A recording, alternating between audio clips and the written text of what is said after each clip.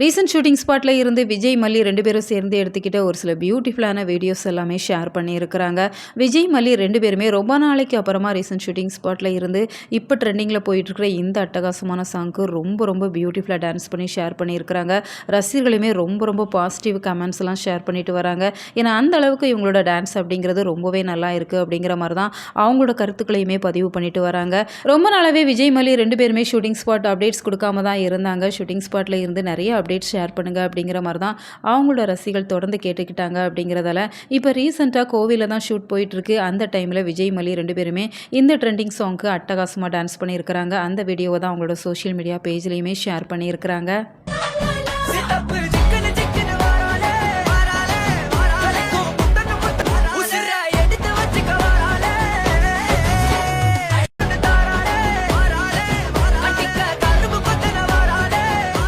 Video பார்த்துருப்பீங்க, நிச்சயமாக உங்களுக்கு பிடிச்சிருக்கும் அப்படின்னு சொல்லி நம்புகிறேன். விஜய் மல்லி 2 பேருமே அவ்வளோ அட்டகாசமாக டான்ஸ் பண்ணியிருக்கிறாங்க.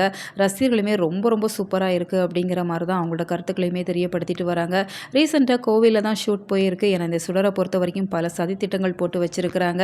வீட்டில் இருக்கிற யாருமே உயிரோடு இருக்கக்கூடாது, அந்த பழியை மல்லி மேலே போடணும் அப்படிங்கிற மாதிரி தான் சுடர் திட்டம் போட்டு வச்சுருந்தாங்க. அதை எக்ஸிக்யூட் பண்ணணும் அப்படிங்கிற மாதிரி தான் பல வழிகளுமே பண்ணிகிட்டு இருக்கிறாங்க.